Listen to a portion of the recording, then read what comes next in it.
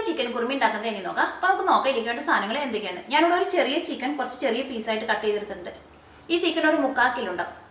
പിന്നെ വേണ്ടത് തേങ്ങാപ്പാലാണ്. ഞാനിവിടെ ഒരു ചെറിയ തേങ്ങ പിഴിഞ്ഞ് പാലെടുത്തിട്ടുണ്ട്. അത് 1-ാം പാലും 2-ാം പാലും സെപ്പറേറ്റ് ആയിട്ട് എടുത്തല്ലോ, ഒറ്റ പാലായിട്ട് എടുത്തേക്കുന്നത്. ആ എടുക്കണ തേങ്ങാപ്പാൽ ഒരുപാട് വെള്ളം പോലെ എടുക്കാണ്ട് ചെറുതായിട്ട് തിക്കായിട്ട് വേണം എടുക്കാൻ വേണ്ടിയിട്ട്. പിന്നെ ഒരു വലിയ തക്കാളി ചോപ്പ് ചെയ്തെടുത്തത്, ഒരു വലിയ സവോള സ്ലൈസ് ചെയ്തെടുത്തത്, പച്ചമുളക് നമ്മുടെ എരിവിനനുസരിച്ച് നമുക്ക് ചേർക്കാം. പിന്നെ ഒരു വലിയ കഷ്ണം ഇഞ്ചിയും ഒരു 6 വലിയ വെളുത്തുള്ളിയും കൂടിയിട്ട് ചതച്ചെടുത്തത്. പിന്നെ കറിയിലേക്ക് നമുക്ക് വേണ്ട മസാലപ്പൊടികൾ, ഞാൻ ഇവിടെ ഒരു 1/2 ടേബിൾ സ്പൂൺ മഞ്ഞൾപ്പൊടി എടുത്തിട്ടുണ്ട്. പിന്നെ മുളക് പൊടി, അതും നമ്മുടെ എരിവിനനുസരിച്ച് നമുക്ക് ചേർക്കാം. പിന്നെ 1 ടേബിൾ സ്പൂൺ മല്ലിപ്പൊടി വേണം. പിന്നെ ഗരം മസാല, ഇത് നമ്മുടെ ടേസ്റ്റിനനുസരിച്ച് നമുക്ക് ചേർക്കാം. പിന്നെ ഈ കറിയിലേക്ക് നമുക്ക് മെയിനായിട്ട് വേണ്ടത് കാഷ്നട്ട് അരച്ചെടുത്ത പേസ്റ്റാണ്. ഞാനിവിടെ 12 കാഷ്നട്ട് നന്നായിട്ട് പേസ്റ്റ് പോലെ അരച്ചെടുത്തിട്ടുണ്ട്. ആ കാഷ്നട്ട് നമുക്ക് നല്ല പേസ്റ്റ് പോലെ അരച്ച് കിട്ടാൻ വേണ്ടിയിട്ട് ഈ കാഷ്നട്ടിലേക്ക് നമ്മൾ കുറച്ച് വെള്ളം ഒഴിച്ചിട്ട് കാഷ്നട്ട് പതുക്കെ ഒന്ന് വേവിക്കാം. എന്നിട്ട് നന്നായിട്ട് നമ്മൾ പേസ്റ്റ് പോലെ അരച്ചെടുക്കുക. അങ്ങനെ നമ്മൾ വേവിച്ചിട്ട് നമ്മൾ അരച്ചെടുത്തിട്ടുണ്ടെങ്കിൽ കാഷ്നട്ട് നമുക്ക് പെട്ടെന്ന് നല്ല പേസ്റ്റ് പോലെ അരഞ്ഞു കിട്ടും. ഈ ചിക്കൻ കുറുമ നമ്മൾ എങ്ങനെ വെക്കാമെന്ന് വെച്ചിട്ടുണ്ടെങ്കിൽ ഏറ്റവും തന്നെ നമ്മൾ സവോളയും ഇഞ്ചിയും പച്ചമുളകും തക്കാളിയും പിന്നെ മസാലപ്പൊടികളെല്ലാം കൂടിയിട്ടിട്ട് നന്നായിട്ട് വഴറ്റിയിട്ട് ഇത് നന്നായിട്ട് പേസ്റ്റ് പോലെ അരച്ചെടുക്കും. അത് കഴിഞ്ഞിട്ട് നമ്മൾ ചിക്കൻ കുറുമ ഉണ്ടാക്കാം. ചിക്കൻ കുറുമ ഉണ്ടാക്കുമ്പോൾ എങ്ങനെയാണെന്ന് വെച്ചിട്ടുണ്ടെങ്കിൽ അതിൻ്റെ ഗ്രേവി നല്ല തിക്കായിട്ട് ഇരിക്കണം. അതുകൊണ്ട് ഇതിലേക്ക് നമ്മൾ ചേർക്കുന്ന എല്ലാ സാധനങ്ങളും നമ്മൾ നന്നായിട്ട് പേസ്റ്റ് പോലെ അരച്ചിട്ട് നമ്മൾ ഈ കറിയിലേക്ക് നമ്മൾ ചേർക്കുന്നത്. അപ്പോൾ നമുക്ക് നോക്കാം ഇതിന് കറിയാക്കാന്ന്. ഈ ചൂടായ വെളിച്ചെണ്ണയിലേക്ക് നമുക്ക് ഏറ്റവും തന്നെ സവോളയും പച്ചമുളകും ചേർക്കാം, ഇഞ്ചിയും വെളുത്തുള്ളിയും ചേർക്കാം.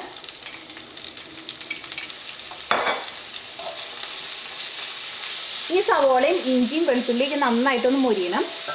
അപ്പോൾ സവോളയും ഇഞ്ചിയും വെളുത്തുള്ളിയൊക്കെ നന്നായിട്ട് മൊരിഞ്ഞിട്ടുണ്ട്. ഇനി ഇതിലേക്ക് നമുക്ക് മഞ്ഞൾപ്പൊടി ചേർക്കാം.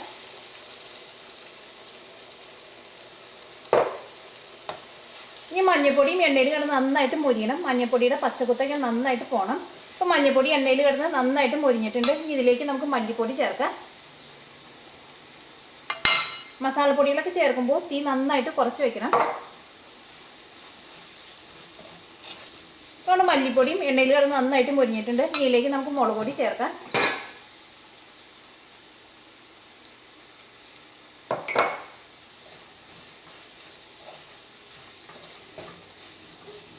ഈ മസാലപ്പൊടികളെല്ലാവരും എണ്ണയിൽ കിടന്ന് നന്നായിട്ട് മൊരിഞ്ഞിട്ടുണ്ട്. ഇതിലേക്ക് നമുക്ക് തക്കാളി ചേർക്കാം.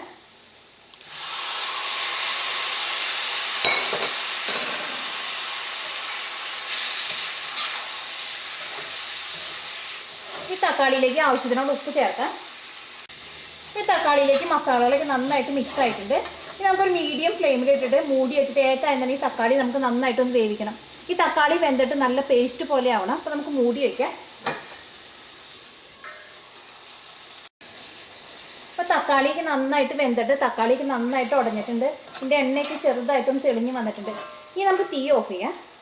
ഈ തക്കാളി പതുക്കെ ചൂടാറി കഴിഞ്ഞ് കഴിയുമ്പോൾ ഇത് നന്നായിട്ട് പേസ്റ്റ് പോലെ അരച്ചെടുക്കണം. നല്ല ചൂടോടുകൂടി നമ്മൾ മിക്സിയിലിട്ടിട്ട് നമ്മൾ അരച്ചെടുക്കരുത്. അങ്ങനെ നമ്മൾ അരച്ചെടുത്തിട്ടുണ്ടെങ്കിൽ നമ്മുടെ മേത്തേക്ക് ആകെ തെറിക്കും. ഇപ്പം നമ്മൾ അരച്ചെടുത്തത് റെഡി ആയിട്ടുണ്ട്. ഇനി നമുക്ക് ചിക്കൻ കുറുമ വയ്ക്കാം. അതിന് വേണ്ടിയിട്ട് നമുക്ക് കുറച്ച് വലിയൊരു പാൻ എടുക്കാം. ഇതിലേക്ക് നമുക്ക് ഏറ്റവും തന്നെ നമുക്ക് നമ്മൾ അരച്ചെടുത്തേക്കണ ഈ തക്കാളി പേസ്റ്റ് ചേർക്കാം.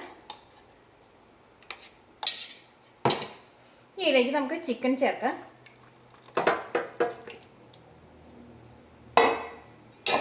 നമുക്ക് നന്നായിട്ടൊന്ന് മിക്സ് ചെയ്യാം.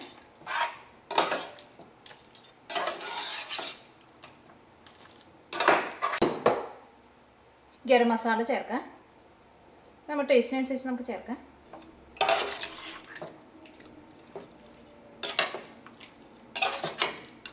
മസാലയ്ക്ക് ചിക്കനിൽ നന്നായിട്ട് മിക്സ് ആയിട്ടുണ്ട്. ഇനി ഇതിലേക്ക് നമുക്ക് തേങ്ങാപ്പാൽ ചേർക്കാം.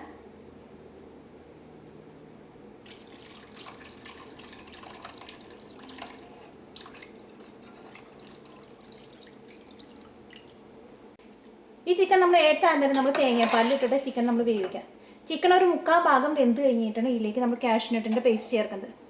കാഷ്നട്ടിൻ്റെ പേസ്റ്റ് ചേർത്ത വഴിക്ക് തന്നെ ഇതിൻ്റെ ഗ്രേവിക്ക് നല്ല തിക്കായിട്ട് വരും. ചിക്കൻ നന്നായിട്ട് തിളച്ച് കഴിഞ്ഞ് കഴിയുമ്പോൾ കറി ഒന്ന് ഇളക്കിയിട്ട് കൊടുക്കണം. അപ്പോൾ നമുക്ക് കറി മൂടി വയ്ക്കാം. അപ്പോൾ നമ്മുടെ കറി നന്നായിട്ട് തിളച്ചിട്ടുണ്ട്. കറി നമുക്കൊന്ന് ഇളക്കിയിട്ട് കൊടുക്കാം. നമുക്ക് മൂടി വെച്ചിട്ട് ചിക്കൻ നമുക്ക് വേവിക്കാം. 3/4 ഭാഗം ചിക്കൻ വെന്ത് കഴിഞ്ഞ് കഴിയുമ്പോൾ ഇതിലേക്ക് നമുക്ക് കാഷ്നട്ടിൻ്റെ പേസ്റ്റ് ചേർക്കാം. അപ്പോൾ നമുക്ക് മൂടി വയ്ക്കാം.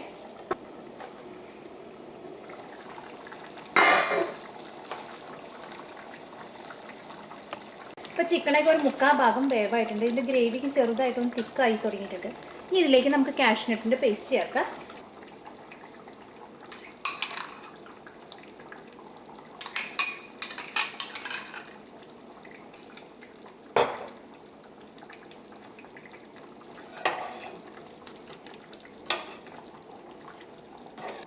ഇനി നമുക്കൊന്ന് മിക്സ് ചെയ്ത് ഇനി നമുക്കൊരു മീഡിയം ഫ്ലെയിമിൽ ഇട്ടിട്ട് ഈ ചിക്കൻ നമുക്ക് നന്നായിട്ടൊന്ന് വേവിക്കാം. തീ നന്നായിട്ട് കൂട്ടിയിടരുത്. കാരണം എന്ന് വെച്ചിട്ടുണ്ടെങ്കിൽ നമ്മൾ ഇതിനകത്ത് കാഷ്നട്ട് ചേർത്തേക്കണേനും ഇതിൻ്റെ ഗ്രേവി പെട്ടെന്ന് തിക്കായിട്ട് പോകും.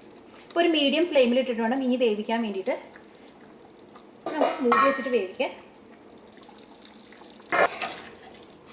ഇപ്പോൾ ചിക്കനൊക്കെ നന്നായിട്ട് വെന്തിട്ടുണ്ട്. ഇതിൻ്റെ ഗ്രേവിക്ക് നല്ല തിക്കായിട്ടുണ്ട്. ഇനി നമുക്ക് തീ ഓഫ് ചെയ്യാം. അപ്പോൾ നമ്മുടെ ചിക്കൻ കുറുമ റെഡി ആയിട്ടുണ്ട്. ഇനി ഇതിലേക്ക് നമുക്ക് കുറച്ച് മല്ലിയില ഇട്ടിട്ടൊന്ന് ഗാർണിഷ് ചെയ്യാം.